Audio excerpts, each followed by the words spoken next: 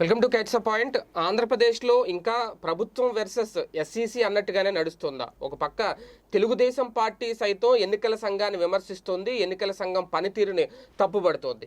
ఇదే నేపథ్యంలో నిమ్మగడ్డ రమేష్ కుమార్ గారి పనితీరు వ్యవహారంలో మంత్రుల మీద కేసులు పెట్టడం కానివ్వండి, లేదంటే ఎమ్మెల్యేల మీద కేసులు పెట్టడం కానివ్వండి, అంటే కంప్లీట్గా ఇంకా టార్గెట్ వైసీపీ అన్నట్టుగానే కొనసాగుతుందా? తాజాగా కొడాలి నాని గారి మీద కొన్ని సెక్షన్ల కింద కేసులు నమోదు చేయడం, అరెస్టు చేయాలి అంటూ ఆదేశాలు జారీ చేయడం, అసలు ఏం జరుగుతోంది, ఏం జరగబోతోంది ఆంధ్రప్రదేశ్ రాజకీయాల్లో? ఇదే అంశం మీద క్యాచ్ ద పాయింట్లో సాయి గారి విశ్లేషణ తెలుసుకుందాం. సరే, అంటే ఇంకా టార్గెట్ మంత్రులు అనే స్టేజ్కి వచ్చింది. Target YCP, target Jaganmohan Reddy గారు అన్న దగ్గర నుంచి. అంటే ఇవి ఎస్ఈసి ఆదేశాల్లో భాగంగానే ఈ నిర్ణయాలు తీసుకుంటున్నారు అనుకోవాలా? వ్యక్తిగత కక్ష ధోరణి అనేది ఇంకా ఏమన్నా కంటిన్యూ అవుతుందా? ఇక్కడ గవర్నమెంట్తో ఉన్న విభేదం చాలా వరకు తగ్గిపోయింది. మొన్న అధికారులతో కూర్చోవడం కానీ అంతా. ఇంకా వ్యక్తిగతంగా కొంతమంది మీద మాత్రం కోపం తీరలా. అందులో కొడాలని ఫస్ట్ నుంచి నిమ్మగడ్డని టార్గెట్ చేయడానికి వైఎస్ఆర్ కాంగ్రెస్ పార్టీ వదిలిన అస్త్రం సొంత కులంలో వాళ్ళనే పెట్టడం. అందుకనే నిమ్మగడ్డని నానితో తిట్టిస్తున్నారు. ఆ కోపం ఆయనకే ఉంది. దాని పర్యవసానమే ఇది. యాక్చువల్గా ఇంతకుముందు మాట్లాడిన మాటలతో పోల్చుకుంటే మొన్నటిది పెద్ద ఇష్యూ కాదు. నాని మాట్లాడి ఏముంది, వీళ్ళందరూ నలుగురు ఒకటే మనుషులు, ఈ టైపే కదా మాట్లాడుకొచ్చేది. అందులో ఒక ఆయన అంటే ఈయన కూడా ఒక తన హోదాకి తగ్గట్టుగా కాకుండా వ్యవహరించారనడానికి కాన్సెప్ట్ ఏంటంటే, ఈనాడునే ప్రొజెక్ట్ చేసింది. 7 పేజీల లేఖ రాశారు. ఆర్డర్ 7 పేజీలు కాదు, 70 పేజీలు రాయొచ్చు. బట్ ఆ పాయింట్స్ ఉండాలి. ఎలాగా, నువ్వు రాజ్యాంగబద్ధంగా మా ఎన్నికల కమిషన్ విధిది, నువ్వు ఇట్లా కాకుండా నా విధిని తప్పుపడుతున్నావు, వ్యక్తిగా కించపరుస్తున్నావు, కులం పేరుతో దూషిస్తున్నావు, ఇట్లా తన గురించి కానీ అంటే ఈసీని మాట్లాడటం, ఈసీ సిబ్బందిని మాట్లాడే దాని మీద ఈయనకి పూర్తి హక్కు ఉంది అధికారాలోనే. అట్లాగే ఒకవేళ సమాజంలో వేరే మతాన్ని గురించి మాట్లాడావు అనేటువంటి దాంట్లో ఆ మతం వాళ్ళని రెచ్చిపోమ్మన్నావు, అది రెచ్చగొట్టడం లాంటి పదాలు వాడచ్చు. ఇక్కడ అలా కాకుండా ఈయన రాసిన లెటర్ కంటెంట్ ఏంటంటే, నన్ను పత్రికలు కొన్ని పత్రికా అధిపతుల్ని చంద్రబాబుని ఒకటే ఘటన కట్టావు, ఇందులో అంతవరకు బాగానే ఉంది, అట్లా ఘాటిని కట్టడం తప్పు అని అంటడంలో తప్పు లేదు, దాని దగ్గర నోరదుపులో పెట్టుకో, లేకపోతే అరెస్ట్ చేయండి అని చెప్పడంలో కూడా తప్పు లేదు. అది డెరగేటరీనా కాదా ఇవన్నీ కోర్టు తేల్చుద్ది. వాస్తవం కోర్టు దాకా వెళ్ళే పరిస్థితి ఆయన తీసుకొచ్చింది. అందులో పాయింట్లో గ్యాగ్ ఆర్డర్ ఇచ్చేటప్పుడైనా, ఇప్పుడు మొన్న పెద్దిరెడ్డికి జోగిరికి వీళ్ళకి ఏమని చెప్పింది కోర్టు, ఎన్నికల కమిషనర్ మీద మాట్లాడట్లేదు కదా, అదే ఆర్డర్ ఈయనకే ఇచ్చు. అలా కాకుండా ఈయనకి అరెస్ట్ చేయమని ఆదేశించడం ఒక ఎత్తు, అందులో వాడిన పదజాలం సమాజంలో అత్యున్నతమైనటువంటి శిఖరాలను అధిరోహించి పద్మవిభూషణ్ లాంటి అత్యున్నత పురస్కారాలు పొందినటువంటి ఈనాడు అధినేత, ఆ పదం వాడకుండా అలాంటి మహోన్నతులని మీరు విమర్శిస్తారా? జాతికే అవమానం. అది ఈయనకేంటి సంబంధం? ఆయన మహోన్నతుడే, నువ్వెందుకు సర్టిఫై చేస్తున్నావు ఇక్కడ? బేసిక్గా ఆయన ఇప్పుడు ఈనాడు పేపర్ని విమర్శించకూడదు అనేటువంటి ఆదేశాలు ఎస్ఈసి ఇస్తారా? ఆంధ్రజ్యోతిని విమర్శించకూడదు అన్నటువంటి ఆదేశాలు ఎస్ఈసి ఇస్తారా? ఆ లెక్కన వీళ్ళు సాక్షిని విమర్శించవచ్చు. అప్పుడు ఎవరినెవరైనా విమర్శించుకుంటారు. ఇదివరకటి రోజుల్లో పత్రికలను విమర్శించకూడదు అనేటువంటిది అధికారం కాదు, సంప్రదాయంగా ఫాలో అయ్యేవాళ్ళు. మీడియాను విమర్శించేవాళ్ళు కాదు. తర్వాత కాలం మీడియా ప్రవర్తన మారింది, వాళ్ళ ప్రవర్తన మారింది, పొలిటికల్ గా బయాస్ అయిన వాళ్ళు ఆ కాన్సెప్ట్ లో నడుస్తుంది. అది వాళ్ళ దాంట్లో. ఆ పంచాయతీలో నువ్వెందుకు దూరడం? నీకు సంబంధం లేనివారు. ఆయన పద్మవిభూషణ్ రాని, లేకపోతే భారతరత్న రాని. భారతరత్న ఇప్పుడు మహాత్మా గాంధీ గారికి మహాత్ముడు అని పిలుస్తున్నాం, కానీ ఆయన విమర్శించలేవాళ్ళు. మధ్యలో నీకెందుకు సంబంధం? దాని గురించి నువ్వెందుకు మాట్లాడటం? రెండవది, ఒక ప్రముఖ ప్రతిపక్ష నాయకుడు, నీకేంటి ఆయన ప్రముఖమా కాదా అనేటువంటిది నువ్వెవరు సర్టిఫై చేయడానికి? బేసిక్ గా నీ గురించి నువ్వు మాట్లాడుకో. ఎన్నికల కమిషన్ ఇట్లా అంటం వల్ల ఎన్నికల కమిషన్ మీద విశ్వసనీయత కోల్పోతారు. మంచి పాయింట్, రైట్. అప్పుడు అందరూ అంటున్నారు, ఇప్పుడు చంద్రబాబు గారు కూడా అంటున్నారుగా ఎన్నికల కమిషన్ విశ్వసనీయంగా బట్టి. అప్పట్లో అన్ని పార్టీలు కలిపి కంప్లైంట్ చేసినాయిగా, మీరు సరిగ్గా పాటించకపోవడం వల్ల మాకు ఏకగ్రీవాలని. మరి అప్పుడు ఏమనాలి? వాళ్ళందరికీ నువ్వు అరెస్ట్ చేసేయమంటావా? లేదు కదా. ఇక్కడ ఈయన్నే అంటున్నావు ఈ పాయింట్ మీద. అంటే నువ్వు ఎందుకు వ్యక్తిగతంగా తీసుకుంటున్నావు, అది ఎవరి కోసం తీసుకుంటున్నావు, ఇది ఆలోచించుకోవాలి. ఇంకోటి, ఎప్పుడైనా సరే ఇదిగో నన్ను ఈ ప్రవర్తన కింద ఇట్లా మాట్లాడాడు కాబట్టి అతని మీద కేసు నమోదు చేయండి అని పోలీసులకు ఆదేశిస్తారు. అంతే తప్పించి ఈ సెక్షన్ల కింద అరెస్ట్ చేయండి అని ఆదేశించరు. ఈ సెక్షన్ల కింద ఆదేశించండి అనేది తప్పు. ఇక్కడ ఎందుకు సెక్షన్లు ఏమని పెట్టారు? 504, 505, 506. ఈ 504 అనేది వ్యక్తిగతంగా కించపరచడం, అది తప్పులేదు. దాని వరకు ఆయన కేసు పెట్టమని చెప్పడంలో తప్పులేదు. ఈయనకున్న 125 యాక్ట్ ప్రకారం ఈయనకి అధికారం ఉంది, జ్యుడిషియల్ పవర్స్ ఉన్నాయి. ఆ పాయింట్ని మెన్షన్ చేస్తూ ఆ సెక్షన్ కింద పెట్టమంటంలో తప్పులే. ఈయన ఓవరాల్గా 505, 506 సామాజిక అశాంతి రేకెత్తించడం, సమాజంలో ఘర్షణలు సృష్టించడం, ఒక వర్గం ఇంకొక వర్గం మీద దాడులకు పాల్పడడం, ఇంకొక వర్గాన్ని రెచ్చగొట్టి గొడవలకి ప్రిపేర్ చేయడం, అవి అసలు ఇందులోకి ఎందుకు వస్తాయి? ఈయన మెన్షన్ చేసింది అందులో కులం అన్న కాన్సెప్ట్. అంటే కమ్మ సామాజిక వర్గం కాపులు, కాపు సామాజిక వర్గం, లేకపోతే కమ్మారెడ్డి, ఇట్లాగా ఏమైనా గొడవలు వస్తాయా?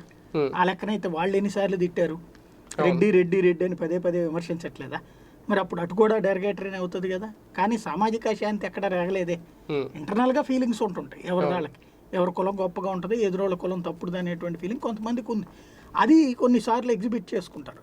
కుల ప్రస్తావన చెయ్యొద్దని ఆదేశించవచ్చు నోడు, కానీ కులం ప్రస్తావించడం ద్వారా ఘర్షణ వాతావరణం వస్తుంది అంటే ఈయన ప్రొవోకేట్ చేసినట్టు అవుతుంది. అంతే కదా, ప్రశాంతంగా ఉన్న వాళ్ళు నూరెచ్చగొట్టినట్టు అవుతుంది. అనవసరమైనటువంటి ఇష్యూస్ కొన్ని పెట్టుకొచ్చారు. అది కనుక పక్కకు పోయి ఉంటే ఈయన అంటే యాజ్ ఫర్ నామ్స్ చేస్తే, ఇదిగో నువ్వు పదే పదే ఎన్నికల కమిషన్ని మాట్లాడడం ద్వారా ఎన్నికల కమిషన్ పట్ల విశ్వసనీయత కోల్పోయే పరిస్థితి ఉంది కాబట్టి నువ్వు మాట్లాడడానికి వీలు లేదు అంటే కోర్టులు కూడా దానికి అబ్జెక్ట్ చెయ్యవు. వ్యక్తిగతంగా కించపరచడానికి వీల్లేదంటే దానికి కోర్టులు కూడా అవునంటే మొన్న ఇద్దరు విషయంలో ఎట్లా ఆదేశించారో అట్లా అవుతుంది. అదే సందర్భంలో మిగతా వాళ్ళందరినీ బుధాన వేసుకురాకూడదు అనేటువంటి ఆలోచన ఈయన తెలివిగా అనిపించింది. ఏంటంటే పోనీ నేనేం తెలివి తక్కువడు కాదు, లేదంటే అమాయకుడేం కాదు కదా, ఇన్ని కోర్టులు ఇవన్నీ వచ్చినప్పుడు ఈయన ఒక టీమును తయారు చేసుకోవడం, లేదంటే ఒక ఆశీస్సులో లేదా ఒక సెక్యూరిటీ కావాలనుకోండి. అది వీళ్ళని అంటావు నువ్వు ఎట్టంటావు అంటే రేపు పొద్దున ఇప్పుడు జ్యోతిని ఈనాడు వాళ్ళైతే భుజాన వేసుకుంటారు కదా అప్పుడు. అందుకే కదా ఈనాడు అంత డీటెయిల్గా రాసుకొచ్చింది. రెండో పాయింట్, ఈయనకి ఈయన ఆత్మవిమర్శ చేసుకోవాల్సిన పాయింట్ ఏంటంటే గతంలో నిజాయితీగా పనిచేసుకు వెళ్ళినటువంటి జేడీ లక్ష్మీనారాయణ దెబ్బతింది ఎక్కడ? సమాచారం డైలీ ముక్కకి ముక్క లెక్కకి లెక్క అంతా కూడా ఓన్లీ ఈనాడు జ్యోతికి వచ్చాయి, జ్యోతికే మెయిన్ వచ్చాయి, మిగతా ఎవరికి వచ్చేది కదా. అంటే ఇన్ఫర్మేషన్ త్రూ ఆయనకే పోతుంది మ్యాక్సిమం. అంటే అదే కదా ఆయన మీద విశ్వాసం. అంటే ఫస్ట్ అయితే కేసులు కట్టడంలో తప్పులే, అరెస్టులు చేయడం కానీ ఇవన్నీ కూడా. కానీ ఎప్పుడైతే ఆయన పదే పదే ఆ పని చేస్తూ వచ్చారో ఆయన మీద విశ్వసనీయత క్రమంగా తగ్గి పబ్లిక్లో ఒక పొలిటికల్ అనేది. అందుకనే కదా ఇవాళ ఆయన పార్టీ కానీ ఈ కాన్సెప్ట్లు కానీ వెనక ముందు చూసుకుంటుంది. ఇప్పుడు ఈయన చేస్తుంది ఎన్నికల కమిషన్ విశ్వసనీయతని ఈయనే చంపుకుంటారు. అంటే ఎన్నికల నిర్వహణ జరిగే సమయంలో ఎన్నికల కమిషనర్ విధులకు కానీ లేదంటే నిర్వహణకు కానీ ఆటంకం కలిగిస్తే, అంటే ఒక రకంగా ఆయన పూర్తి మ్యాజిస్ట్రేట్ కాబట్టి ఆయన కొన్ని అధికారాలు ఉంటాయి. కానీ ఇక్కడ ఆయన ఒక అధికారుల మీద చర్యలు తీసుకోవచ్చు, అవన్నీ ఓకే. కానీ ఇక్కడ ఈయన ఒక మంత్రి కదా, ఒక మంత్రి మీద నేరుగా అరెస్ట్ చేయండి అంటూ సెక్షన్లు చెప్పి మరి పోలీసులకి ఆదేశాలు ఇవ్వడం అనేది అది అంటే సాధ్యమేనా? అది ఉన్నాయా? అంత విచక్షణాధికారాల్లో కూడా భాగమేనా? అదే అనేది అది అరెస్ట్ ఆర్డర్లు కనుక కరెక్ట్ అయితే మొన్ననే అరెస్ట్ చేసి పడేయాలిగా, చేయలేకపోయారు కదా. అంటే ఏంటి, ఆయనకు ఉన్నటువంటి విచక్షణాధికారానికి ఒక లిమిట్ ఉంది. ప్రతి హక్కుకి నీ చెయ్య జాచడానికి హక్కు ఉంది, ఎదురోళ్ళ ముక్కు దాకానే, ముక్కు పగల కొట్టే హక్కు నీకు ఇలా. ఇప్పుడు దీంట్లో సెక్షన్స్ ఈయన మెన్షన్ చేయకూడదు. అదే కదా, ఇదిగో నన్ను వ్యక్తిగతం కించపరుస్తున్నారు, ఈయన మీద క్రిమినల్ కేసు నమోదు చేయి అంటే అప్పుడు పోలీసులు నోటీస్ ఇవ్వాలి. అప్పుడు కూడా ఇప్పుడు ఈయన నోటీస్ ఇచ్చాడు, నోటీస్కి ఆయన ఆన్సర్ చేశాడు. ఏమని? ఇక్కడే చిన్న లాజిక్ ఉంది, టాక్టికల్ వర్డింగ్ వాడారు. ఎన్నికల సంఘం అంటే మాకు విశ్వసనీయత ఉంది, ఎన్నికల సంఘం అంటే చాలా అద్భుతమైనటువంటిది, రాజ్యాంగబద్ధ వ్యవస్థ. నేను విమర్శిస్తోంది అందులో ఉన్నటువంటి వ్యక్తిని అన్న. ఎన్నికల కమిషన్ వేరు, ఎన్నికల కమిషనర్ వేరు అనేది ఆయన మెన్షన్. ఇప్పుడు ఎన్నికల కమిషన్ అనేది దుర్మార్గ వ్యవస్థ, రాజ్యాంగం కాదు, ఇదంతా పనికి మాలింది అంటే అదో నక్సల్స్ తరహా లాంగ్వేజ్ అవుతుంది. దాన్ని నమ్మద్దు, మేము నమ్మం అంటే తప్పు. ఎన్నికల కమిషనర్ నీ ప్రవర్తన అందరూ విమర్శిస్తున్నారు స్టిల్ నౌ. ఇప్పుడు చంద్రబాబు గారు అంటే వ్యక్తిగతంగా జరుగుతున్న దాడులకి మధ్యలో అధికారాలను అడ్డు పెట్టుకొని శిక్షలు వేయాలని చూస్తున్నారా నిమ్మగడ్డ రమేష్ కుమార్? ఇద్దరు కూడా ఇప్పుడు వీళ్ళు కూడా తమ అధికారాలను అడ్డం పెట్టుకుని తిట్టారు ఆయన. మామూలుడు తిడితే కనుక కేసులు వేస్తుంది ఎస్సీసీ. వీళ్ళకి రాజ్యాంగబద్ధంగా వీళ్ళు మంత్రి పదవుల్లో ఉన్నారు కాబట్టి ఆ హోదాను అడ్డం పెట్టుకుని పొలిటికల్ దీన్ని అడ్డం పెట్టుకుని వ్యక్తిగతంగా తిట్టారు. ఆయన వ్యక్తిగతంగా తిట్టినప్పుడు వ్యక్తిగతంగా నువ్వు తిట్టడం తప్పనేటువంటి ఆర్డర్స్ వేసి గ్యాగ్ ఆర్డర్ వేయాలి. అది వేయకుండా ఆయన ఏం చేసుకొచ్చారు, జైలు శిక్ష వేసి పడేస్తారు. అంటే ముందు రెండింటిలో కోర్టుకు వెళ్ళి వీళ్ళు స్టేలు తెచ్చుకుంటున్నారు కాబట్టి ఈయనకి అది రిపీట్ చేయలేదు. మళ్ళీ ఇప్పుడు దీంట్లో మరి ఎవరో చేయాలి, అరెస్ట్ చేయమంటే పోలీసులు కేసు ఎఫ్ఐఆర్ కట్టాలి కదా, పోలీసులు కట్టాల. ఈ లోపు ఆయన కోర్టుకు వెళ్ళారు. పోలీసులు ఎవరి చేతిలో ఉంటారు? స్టేట్ గవర్నమెంట్ చేతిలో ఉంటారు. ఇప్పుడు ఇంకోటి ఆయన నోటీసులో పెట్టిన 7 పేజీల్లో అయ్యే పెద్ద చిత్రమైంది. ఇప్పుడు కోర్టు దగ్గర అందుకని, లేకపోతే మొన్ననే కానీ యాక్షన్ తీసుకోండి అని చెప్పాలి కదా. ఎందుకు అదంతా నాకు పంపించండి అని అడిగింది, చూపించండి అని అడిగింది. దాంట్లో కూడా నిన్న వాళ్ళ లాయర్ మాట్లాడిన దాంట్లో ఒక విచిత్రం ఏంటంటే, మొత్తం మీటింగ్ వింటే ఇంటెన్షన్ అర్థం అవుతుంది, అంటే దాని వెనకాల ఉన్న ఉద్దేశం అర్థం అవుతుంది అనేది ఆయన చెప్పడం.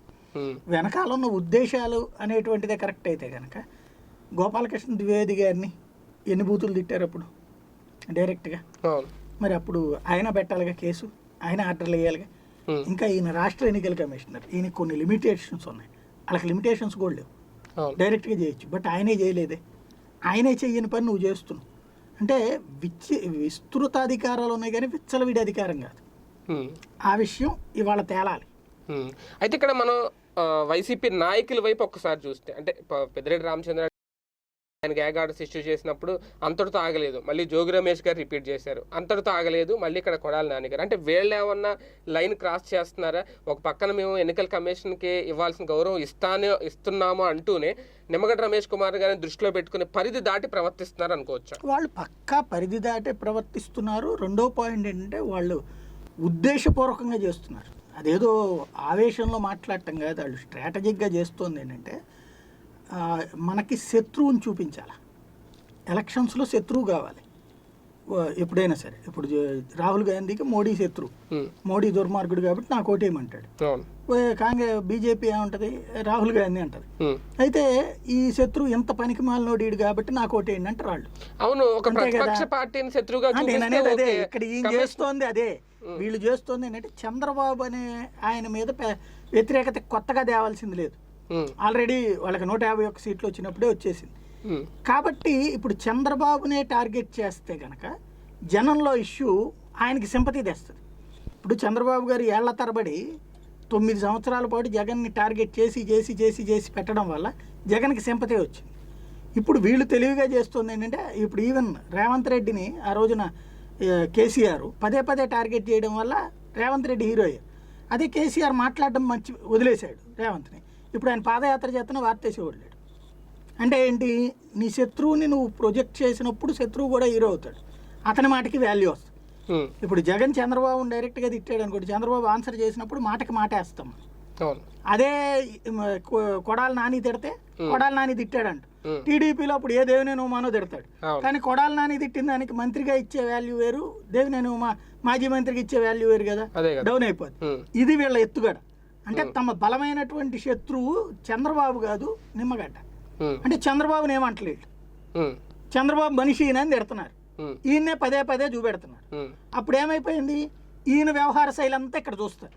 ఇప్పుడు చంద్రబాబు నాయుడు డైరెక్ట్గా తిడితే నువ్వే నడుపుతున్నావు అంటే కదా, నేను ఎందుకు నడుపుతున్నాను, ఎన్నికల కమిషనర్ స్వతంత్రం అంటాడు వెళ్ళిపోదు. అదే నిమ్మగడ్డ అని చెప్పినప్పుడు ఈయన చేసే పనుల్లో మధ్యలో ఈ కాస్త చంద్రబాబు చేస్తున్నాడు అన్న ఫీలింగ్ పెరుగుతుంది. ఆ సింపతి వీళ్ళ వైపుకి తెచ్చుకుంటున్నారు. అంటే రాజ్యాంగం ప్రకారం 23 మంది ఎమ్మెల్యేలు యువతలకు వచ్చేసినప్పుడు కోడెల శివప్రసాద్ యాక్షన్ తీసుకోవాలి. ఆ రోజు స్పీకర్ని టార్గెట్ చేశారు. ఏమైంది ఆ సింపతి? జగన్కే వచ్చిందిగా. అదే చంద్రబాబుని టార్గెట్ చేస్తుంటే బాబు ఈ మాటలో చెప్తారు, వాళ్ళంతటా వాళ్ళు వస్తున్నారు, స్వచ్ఛందంగా వస్తున్నారు ఇదనేసి. కాబట్టి ఏం చేశారు, స్పీకర్నే టార్గెట్ చేశారు. అప్పుడు వీళ్ళందరూ ఏమనేవాళ్ళు, స్పీకర్ మీదకి వెళ్తారా మీరు, దుర్మార్గం, రాజ్యాంగబద్ధం, మీ మీద యాక్షన్ అంటూ వాళ్ళని సస్పెండ్ చేశారు. 23 మందిని వాళ్ళని ఆపలేదు, యాక్షన్ తీసుకోకపోగా ప్లస్ నువ్వు ఇట్ట దుర్మార్గంగా చేస్తావా, చంద్రబాబు చెప్పు చేతల్లో ఉంటావా అని కదా స్పీకర్ మీద కోపం. అందుకే కదా స్పీకర్గా ఉండి ఓడిపోయాడు ఆయన. స్పీకర్గా ఉండి ఓడిపోయాడంటేనే ప్రజలు లోకల్ పబ్లిక్కే తీర్పు చెప్పారు కదా. అక్కడ ఎవరిని చేశారు, బాబుని టార్గెట్ చేశారా, స్పీకర్ని టార్గెట్ చేశారా? అదే స్ట్రాటజీ ఇక్కడ కూడా వీళ్ళు అనుసరిస్తున్నది. ఏంటంటే నిమ్మగడ్డని టార్గెట్ చేయడం ద్వారా సింపతిని చంద్రబాబుకు పోనీయకుండా తమ వైపుకి లాక్కుంటున్నారు. చూసారా పాప మా పిల్లాడు. ఇప్పుడు జనాలకి విరక్తి కలిగింది అనుకోండి, ఫర్ ఎగ్జాంపుల్ వీళ్ళందరూ చెప్పినట్టు అరాచకం ప్రబలిపోతుంది. నేను ఇంతకుముందు కూడా చెప్పా, గొడవలు జరగడం కరెక్ట్ కాదు, కానీ ఈ గొడవలు అనేది చాలా నార్మల్ ఇష్యూ. ఇప్పుడు కనబడుతున్నటువంటిది. ఇది ఆ పల్లెల్లో ఇద్దరు ఒకడిని ఎత్తుకుపోయాడనే వాడు ఒకటి కొట్టుకున్నాడు అనేది వాళ్ళిద్దరికీ వ్యక్తిగతంగా అయ్యో ఉంటాయి. అంటే గొడవలు కాదు, ఫ్రెండ్షిప్లు ఉంటాయి, గందరగోళాలు ఉంటాయి. పల్లెటూళ్ళల్లో అది వాళ్ళకి తెలుసు. అందుకనే మీడియా చేసినంత రచ్చ వాళ్ళు చేయలే. లేకపోతే నిజమైనటువంటి భయాందోళనకు గురైతే ఓటేయడానికి వస్తారా జనం? ఇప్పుడు వచ్చిన పర్సంటేజ్ సెకండ్ విడతలో 79, ఫస్ట్ విడతలో 82. అంటే పబ్లిక్ మామూలుగా 60% వస్తేనే గ్రేట్. మొన్న హైదరాబాద్ ఎంత వచ్చారు, ఇవాళ వస్తున్నది 79-80% మంది. అంటే మనకి సాధారణంగా 10-15 లెక్కేసుకోకూడదు, ఎందుకంటే ఇతర రాష్ట్రాల్లో ఉంటారు, ఇతర దేశాల్లో ఉంటారు, లేదంటే కనుక చచ్చిపోయి ఉంటారు. ఇవన్నీ కలిపేసేసి లెక్కేస్తే 10-15 కౌంట్ తీసేయాలి. ఇంకొక అంటే 15% పోతే 85.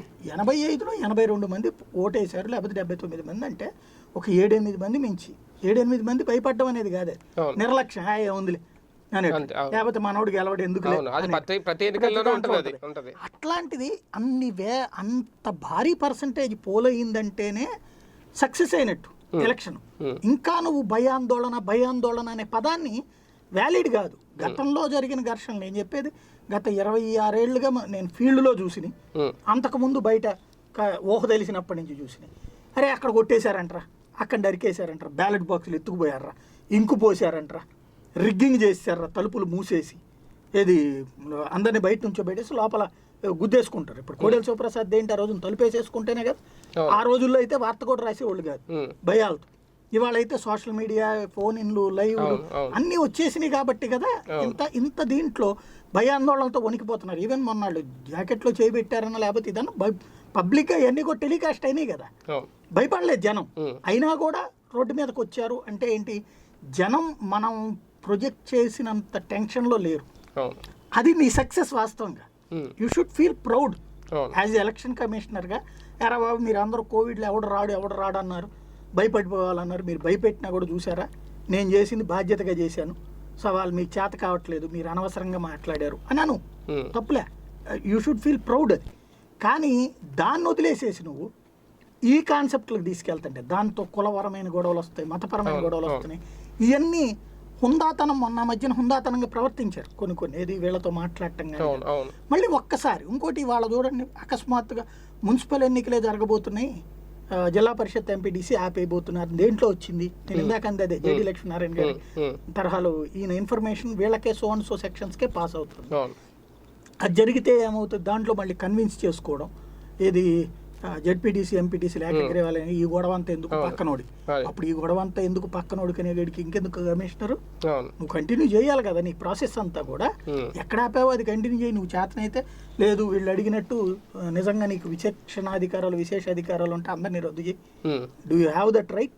అవును. అయితే ఇక్కడ ఈ టాపిక్ లో ఫైనల్ గా మంత్రుల మీద లేదంటే ఎమ్మెల్యేల మీద ఇలాగా ఆదేశాలు జారీ చేయడం, సెక్షన్లతో కూడి వాళ్ళ మీద చర్యలు తీసుకోమని ఆదేశించడం అనేది అంటే భవిష్యత్తులో ఇంకా టైం ఉంది కాబట్టి మార్చి 31 వరకు ఇంకెవరు ఎన్నికల కమిషన్ మీద ఇలా మాట్లాడకుండా నోటికి తాళాలు వేసే ఒక హెచ్చరిక, ఒక బెదిరింపు అనుకోవాలి. అదొక పాయింట్. రెండోది ఏంటంటే కొడాలి నాని గారిని అరెస్ట్ చేయడం అనేది సాధ్యమైపోయినా అరెస్ట్ అవుతారు ఆయన.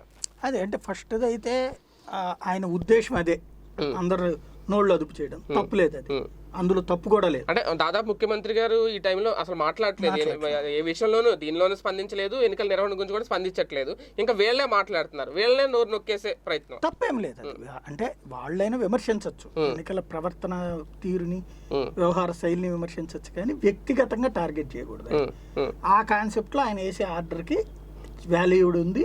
ఈవెన్ కోర్టులకు వెళ్ళినా కూడా కోర్టులు కూడా అదే పాయింట్ చెప్తున్నాయి కూడా. ఇక ఈయన నాని అరెస్టు ఇప్పుడు ఇవాళ ఈయన ఇచ్చింది ఏంటి, ఆ 504, 505, 506 ప్రకారం అయితే కనుక ఆయన సామాజిక అశాంతిని రేకొత్తిచ్చేటువంటి ప్రసంగం, అది అవునా కాదా అన్నటువంటిది వాళ్ళ కోర్టు తేల్చుంది.